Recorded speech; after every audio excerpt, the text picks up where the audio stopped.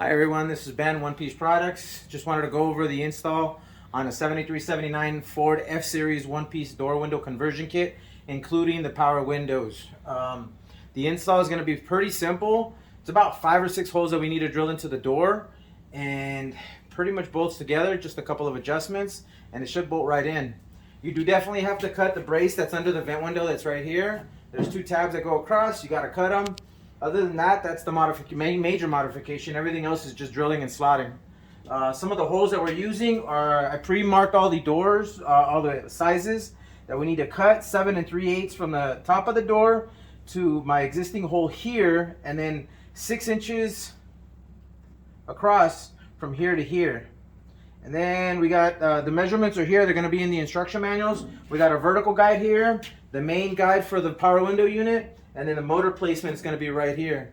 As we go on the install, I'll show you on the instructions of how easy the kit is to install. The original hole where the vent window used to mount right here, all I did was took a step drill and made it bigger. This is going to be one of the mounting points that you're going to use for the glass itself. What's up? This is the power window units that we're going to be using. You're going to notice that the curvature of the regulator has the same curve as the door glass. And if you notice, I'm using studs to offset the distance of the regulator so we can have the correct angle. The top is actually a little bit tighter. The bottom is wider. And then this is the mount for the motor to the door skin on the inside. I've already pre-wired the door. So all I got to do is just plug it, slide it in, line up the holes.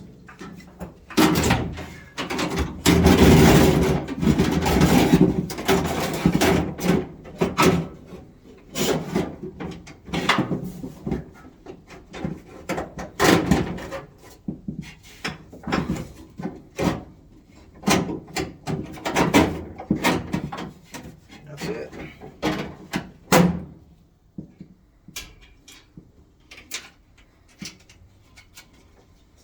One.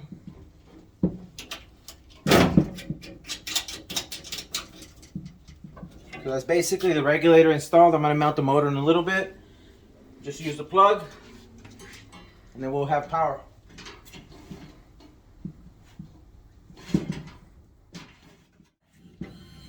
So we got all the way down, all the way up. Okay. At this point, we're going to be adding horizontal channel that attaches the glass to the regulator. Line up the rollers. So one of the mounting points is going to be back here. The other one is where you're going to use the hole that's existing on the vertical vent window mount, the lower one. Right about there. We just go ahead and install the glass.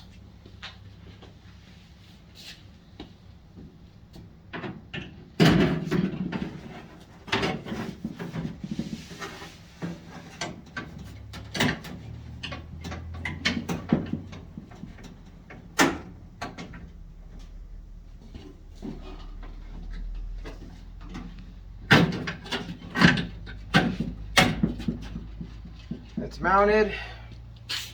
Now we use the 10mm nuts that come in the kit and just secure it, bolt it down. You'll notice you're going to be able to move it forward and back because there is no vertical guide just yet. For the front of the door, 2 mounts, very simple. The upper one I use still the adjustment bolt, and then the bottom one actually telescopes in and out. You're going to notice there's 2 set screws are on the inside. You can move it in and out to adjust the angle pitch if you need to. Slides right in with the window in the very up position. You just go in, slide it up, line up the holes, bolt it down, and adjust your angle as you need it.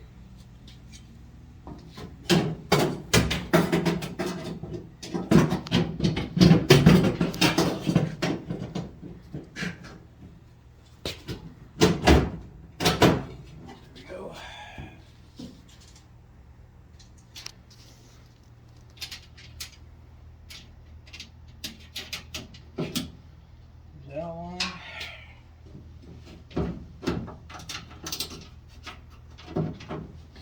There you go.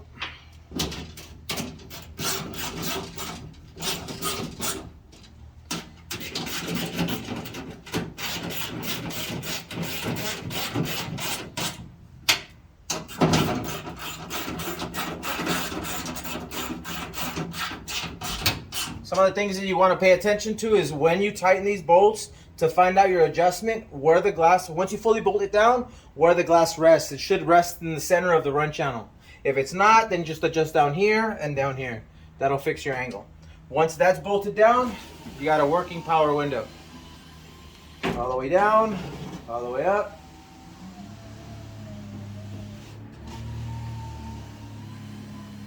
There you go. Pretty simple install. Next, we're going to be working on the scrapers. The run channel's already in place. Pretty simple to put in the run channel. I usually like using weather strip adhesive or urethane to backfill the inside of this. Where the vent window goes, there's a big void here, so I just backfill it with urethane, or silicone works just as well. We do have spacers, but the spacers that we have are a little bit too big, so it pushes it out too much. But just adjust that. We'll get to the scrapers in a little bit. Scraper that we're providing in the kit, and we're gonna bend it and then add the clips to it. As you can see, one of them is already on. The outside one I already pre-did. I'm just gonna show you how I do it, and eventually we're gonna get to the point where the scrapers are already gonna come pre-bent and with the clips on it. Our vendor just needs to deliver that. And you know what's happening with shipping right now? Everything's just dragging. So right now we're just gonna be releasing the kit, and you're gonna do it yourself.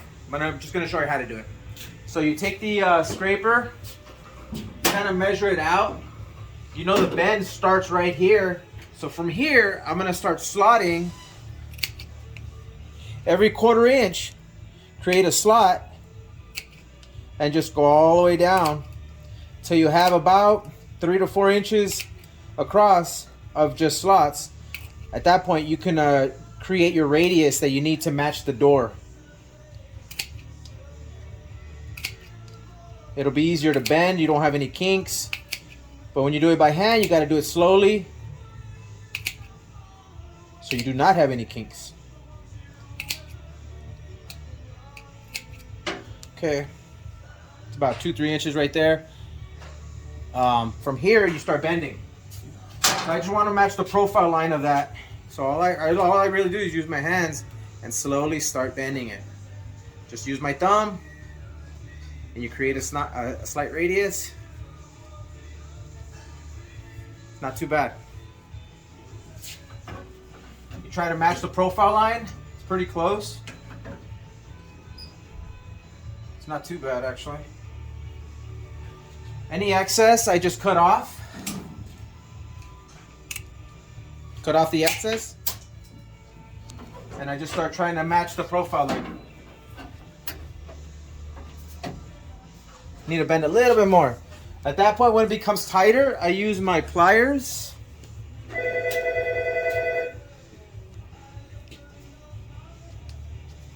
These flat pliers are actually pretty nice for that.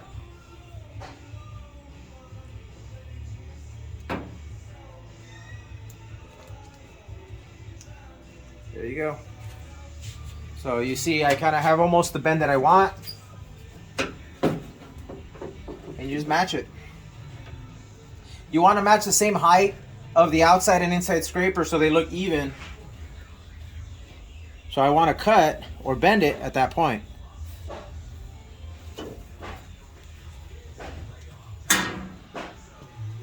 I put an angle cut on the side so the run channel can actually butt up against it nicely. Leave it like that.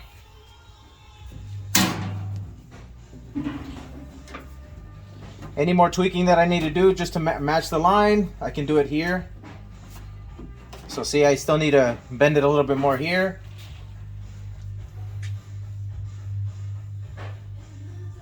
Bend as you need. It's not difficult, it's just a little tedious. And that's it. I pretty much got what I want on the side. There you go. I'll show you how to put in the clips in a little bit. Do the same thing to the front.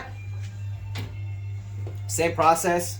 And then make sure that the area where the cuts are nice and flat. So you just take your pliers and just flatten them out.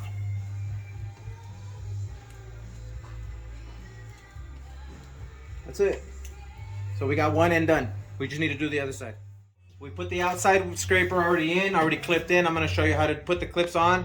Showed you how I pre-bent everything, matched the lines. So see, every 1/4 inch, I basically created a slot, bent it to what I needed to, snipped the ends, miter cut at the corners on both sides, matches the body line now. So what I did is I take a Sharpie and I basically marked the original slots on the door on the inside scraper. There's some slots. I center it. I basically take my Sharpie, mark it. That's gonna be my guideline for the placement of the clips for the scrapers. And then this is the scraper. So what I do is I line up the scraper to where I want it, position wise, and I mark the scraper now, directly in proportion where all the marks are on the body. Once that's done, I'm gonna start putting on the clips. The clips themselves, they do come in they're simple clips, 3-prong clip. This angle on the arrowhead is 90 degrees. I slightly arch it by basically taking it, slightly bending it, pre-bending it, and I have to do this to every single clip before it goes in. Because what happens is once it goes in through the scraper, they can go in either direction. You want them to always staple towards each other. So that's why I pre-bend every one of them. Once we get the scrapers from our vendor with the clips on it, you don't have to worry about this. But for right now, this is what we have to do. Okay, so all my marks are on spot for where I want them to be. Height wise, when you go height, there's a ridge on the bottom of the scraper. This is my placement for the 73 to 79 F series. You see there's a little indentation on the bottom portion of it. Line it up to that, line it up to your Sharpie line, and you just compress. It's in. You compress, it's in. To secure it even better, just take a bigger pliers, make sure that the clip actually grabs on this end, and that's it. You won't ever see the clip. This is about the height where I want it. Now it's secure. We do the same thing across the scraper line. In the area where there's no clips, you'll notice that there's no meat on the door for clip placement. I just basically urethane it. Or you can also use weather strip adhesive, tape it down. It's not gonna go anywhere once it's secured, once it's dry too. And you just keep on going until you finish, and I will show you the end product right now. Fully in, they're all installed. So what I do is when I'm gonna snap them into the door, I slightly bend it out. That way it's easier to put it in. Just a very slight bend. Nothing too dramatic. You just wanna make sure that the clip opens up a little bit, because if you don't do it, sometimes it gets really stubborn and it doesn't wanna go in. That's it, very simple. I just slightly bend it upwards. It's ready to go in.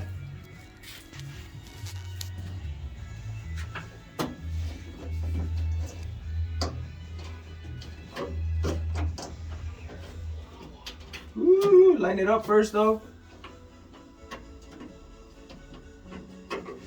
Okay.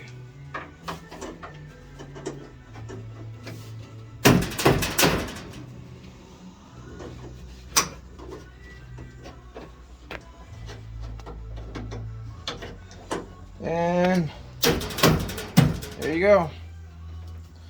They're fully in now. And on the ends, what you want to do is glue down on both sides, just in this part, possibly in the back corner as well. Once that's done, you are almost done. All the way up and all the way down. Smooth transition all the way up, smooth transition all the way down. Make sure the top of the glass lines up to your body line. And if you do have any gaps around the perimeter of the run channel, just go ahead and backfill it with urethane or the silicone, and that's pretty much it. In a nutshell, this is the one-piece power window kit for the 73 to the 79 Ford F-Series. Very simple installation, not too complicated. If you get stuck, you can give us a call, or you can just visit the website for tutorial videos and at www.onepieceproducts.com.